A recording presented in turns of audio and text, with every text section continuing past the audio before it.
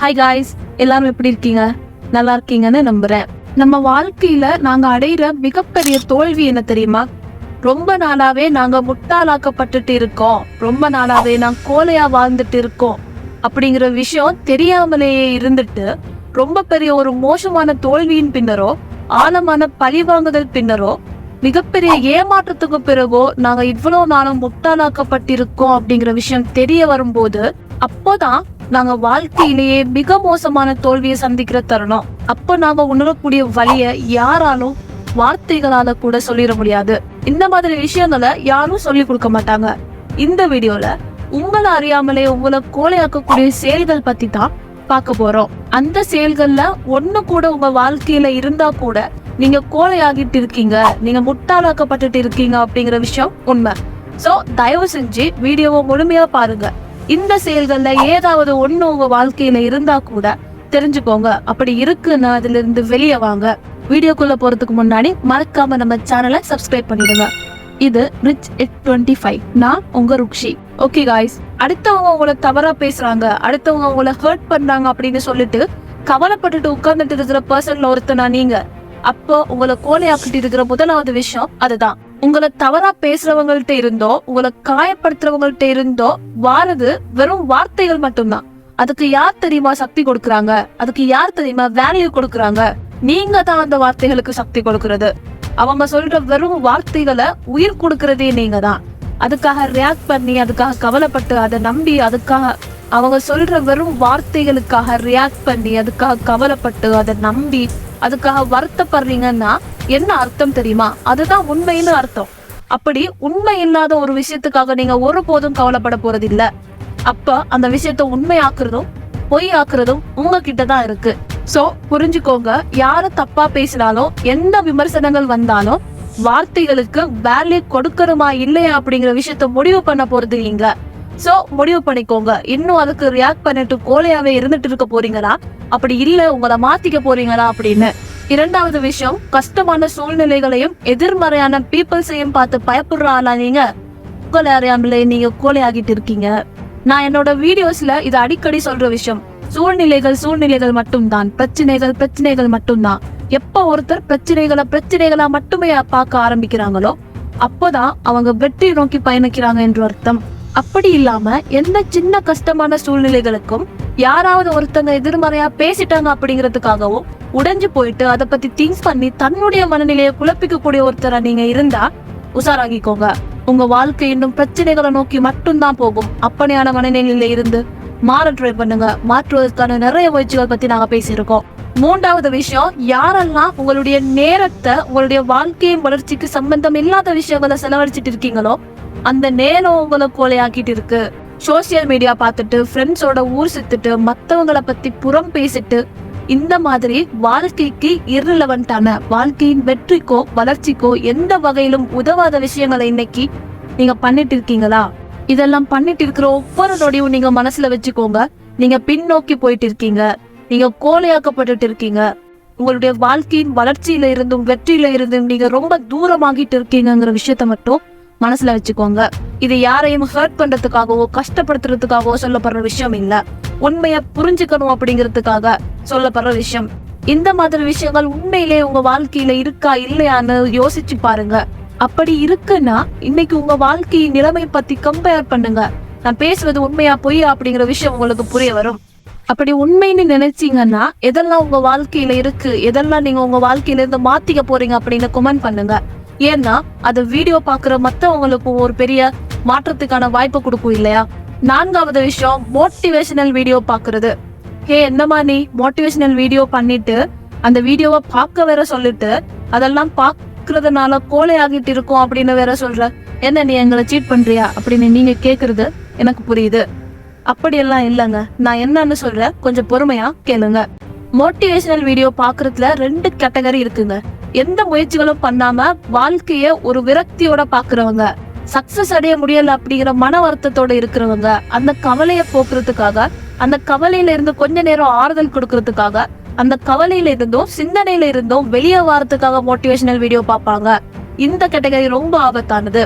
ஏன்னா நீங்க என்ன பண்றீங்கன்னா ஏற்கனவே உங்களுக்குள்ள ஒரு விதமான விரக்தியோ ஒரு விதமான கவலையோ வெற்றி அடைய முடியல அப்படிங்கிற வெறுப்போ இருக்கும்போது அடுத்தவர்களுடைய வெற்றியும் சந்தோஷமும் மகிழ்ச்சியையும் பாக்குற டைம்ல உண்மையான சந்தோஷம் உங்களுக்குள்ள உருவாக்கப்பட போறது இல்ல, உண்மையான வெற்றிக்கான மனநிலை உங்களுக்குள்ள உருவாக்கப்பட போறது இல்ல. இங்க உருவாகிறது எல்லாம் என்னன்னா ஒரு விதமான இரிட்டேஷன், இன்னொரு விதமான ஏக்கம், மறைமுகமா ஒரு விதமான தாழ்வு மனப்பான்மை, கொஞ்சமா வெளியில ரிலாக்ஸா இருக்கிற மாதிரி ஃபீல் பண்ணினாலும் உங்களுக்குள்ள உங்களால எதுவுமே பண்ண முடியல அப்படிங்கிற வருத்தம் தான் அதிகரிக்கும். இதுதான் உங்களை கோலையாக்கும்னு சொல்றேன். இதனால நீங்க இன்னுமே எதையும் பண்ண போறது இல்ல, எல்லா முயற்சிகளையும் கைவிட்டுட்டு அப்படியே இருக்க போறீங்கன்னு சொல்றேன்.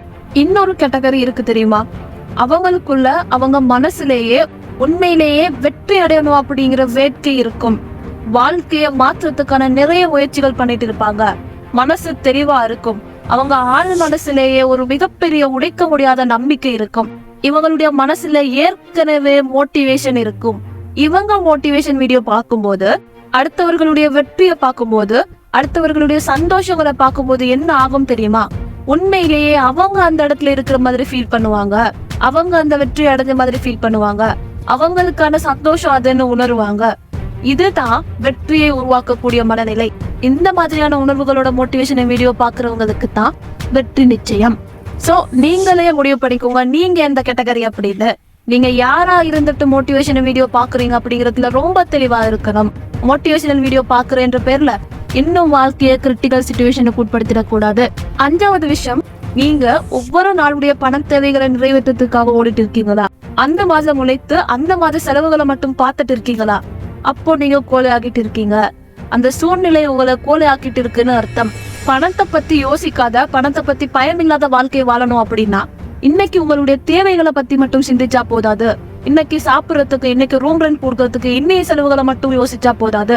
அதுக்காக பணத்தை தேடினா மட்டும் போதாது. ஒரு மிகப்பெரிய இலக்குக்காக ஒர்க் பண்ணணும்னு சொல்லியிருக்கேன். உங்களுக்கு இருக்கிற டெய்லி நீட்ஸுக்காக ஒர்க் பண்ணக்கூடிய ஒருத்தரா இருக்க கூடாதுன்னு சொல்லியிருக்கேன். ஒரு மிகப்பெரிய இலக்குக்காக ஒர்க் பண்ணக்கூடிய ஒருத்தரா இருக்கணும்னு சொல்லியிருக்கேன். கடைசி 6வது விஷயம், ரொம்ப முக்கியமான விஷயம், முட்டாள்களோடு விவாதம் செய்யற ஆளா நீங்க? அப்ப நீங்களும் முட்டாள் தான். அப்போ நீங்க கோலை ஆகிட்டு இருக்கீங்கன்னு அர்த்தம். ஒரு சின்ன கதை கேளுங்க.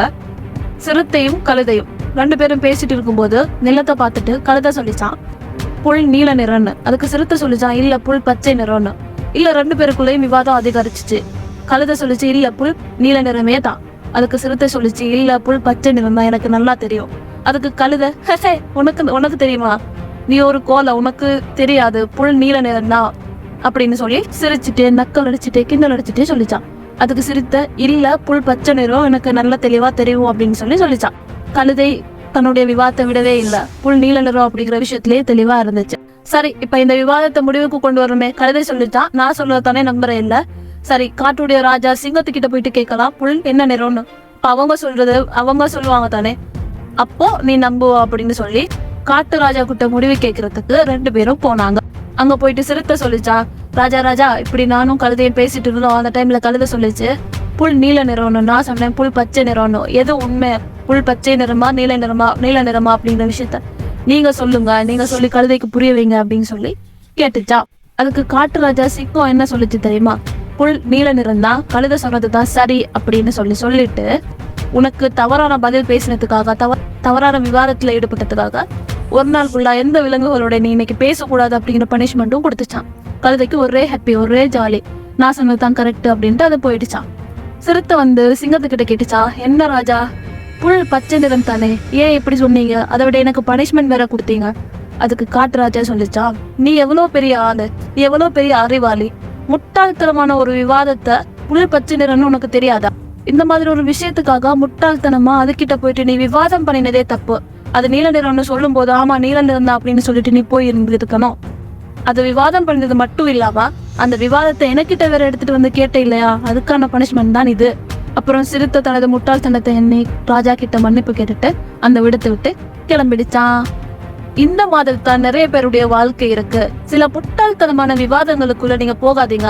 நாங்க என்ன பண்றோம் தெரியுமா, சில சம்பந்தமே இல்லாத விவாதங்கள் கூட நாங்க பேசி விவாதம் பண்ணி எங்களை நாங்க ப்ரூவ் பண்ணணும்னு நினைக்கிறோம். ஆனா உங்களுக்கு தெரியாது, அந்த இடத்துல நீங்க ப்ரூவ் பண்ணியும் ப்ரூவ் பண்ணாமலும் எதுவும் ஆக போறது இல்ல. விவாதங்கள் நல்லதா இருந்தாலும் கெட்டதா இருந்தாலும் விவாதங்களை தவிர்க்கிறது தான் என்னுடைய குணம். அத மாதிரி தயவு செஞ்சு எந்த ஒரு முட்டாள்தனமான விவாதங்களுக்கும் உங்களை ஆட்படுத்திடாதீங்க. அர்த்தம் இல்லாத மனிதர்கள் கூட அர்த்தம் இல்லாத விஷயத்துக்காக விவாதம் பண்ணாதீங்க. உங்களுக்கு அறிவு இருக்குன்னு நீங்க யாருக்கிட்டையும் ப்ரூஃப் பண்ண போகாதீங்க. தப்பா சொல்றாங்களா, பிள்ளையா இருக்கா, ஓகே சொல்லட்டும் அப்படின்னு சொல்லிட்டு கடந்து போயிட்டே இருங்க. நீங்க அங்க விவாதிக்கிறதுனால எந்த ஒரு விஷயமும் மாற போறது இல்ல. நீங்க தான் முட்டாளாக்கப்படுவீங்க, நீங்க தான் கோலை ஆக்கிட்டு இருக்கீங்கன்னு அர்த்தம். ஓகே காய்ஸ், இப்போ உங்களுக்கு ரொம்ப தெளிவா புரிஞ்சிருக்கணும்னு நம்புறேன். இந்த மாதிரி விஷயங்கள் உங்க லைஃப்ல இருந்தா தயவு செஞ்சு மாற்றிக்கோங்க. இந்த மாதிரி விஷயங்கள் உங்களுடைய நேரங்களை செலவழிக்காதீங்க. ரொம்ப யூஸ்ஃபுல்லான ஒரு விஷயம் சொன்ன திருப்தி எனக்கு இந்த வீடியோல இருக்கு. மீண்டும் ஒரு சூப்பரான வீடியோட உங்களை சந்திக்கிறேன். தேங்க்யூ.